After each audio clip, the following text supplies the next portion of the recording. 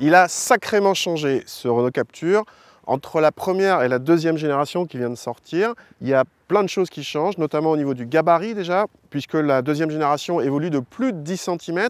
En fait, il fait maintenant 4,23 m de long, ce qui fait presque 20 cm de plus que la Clio 5 dont il est dérivé, et qu'il place en face d'un Volkswagen T-Roc.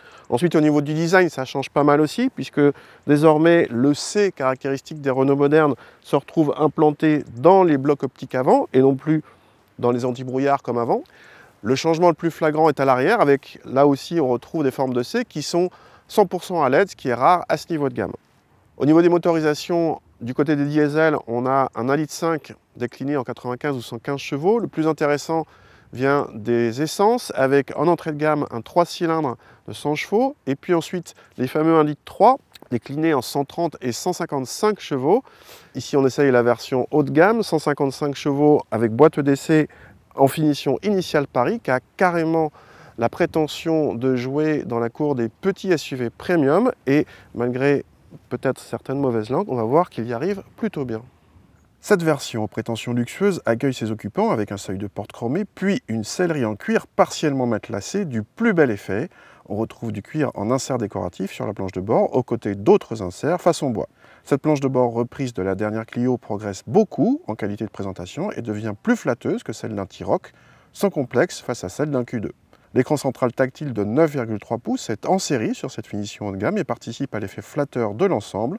Il comprend plusieurs nouveautés, dont une recherche de points d'intérêt via Google bien plus intuitive et facile que les POI classiques. Cela veut quand même dire que vous avez besoin d'une connexion payée pendant 3 ans à l'achat du véhicule. Rien à fixer pour la suite pour l'instant. Le combiné d'instruments est numérique également en série et personnalisable en fonction des modes de conduite, mais impossible d'avoir la navigation avec cartographie pour l'instant. Notre modèle avec boîte d'essai reçoit une console centrale flottante sous laquelle se trouve un chargeur à induction pour smartphone. L'équipement d'ailleurs est très complet sur cette version avec le siège conducteur électrique, le volant chauffant et la plupart des aides à la conduite moderne en série, y compris la surveillance des angles morts. Si l'ancien Captur était à la traîne sur ce point, le nouveau a rattrapé tout le retard d'un coup. A noter que le toit ouvrant reste en option, même sur ce haut de gamme.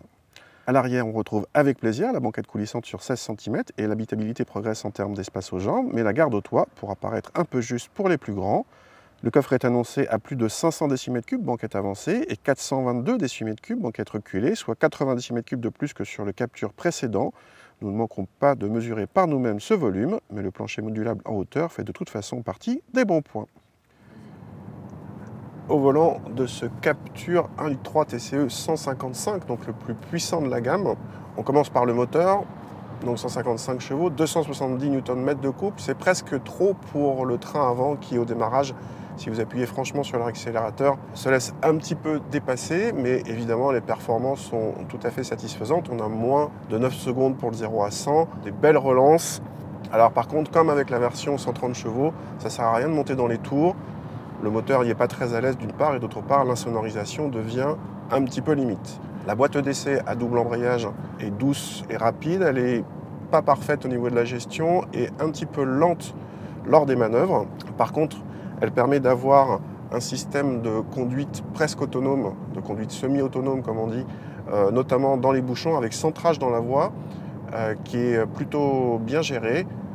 Au niveau du châssis, par rapport au Captur précédent, il y a beaucoup de changements. On a ici un modèle initial avec roue de 18 pouces. Il est beaucoup plus dynamique que la mouture précédente. Il y a beaucoup moins de mouvements de caisse, aussi bien en tangage qu'en roulis, une direction plus directe.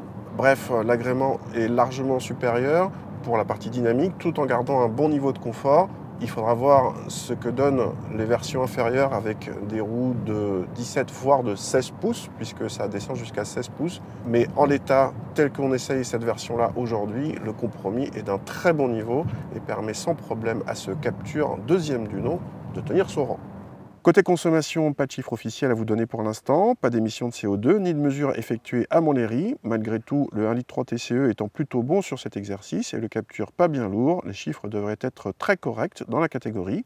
Côté tarif, Renault ne communique pour l'instant que sur les prix des entrées de gamme, 18 600 € en TCE 100 et finition Life et 23 200 € en DCI 95 et finition Zen. Notre modèle d'essai, l'un des plus chers de la gamme, devrait en toute logique avoisiner les 30 000 €. Cher pour un petit SUV bien sûr, mais les prestations sont en nette hausse et posent ce capture comme une des références de la catégorie.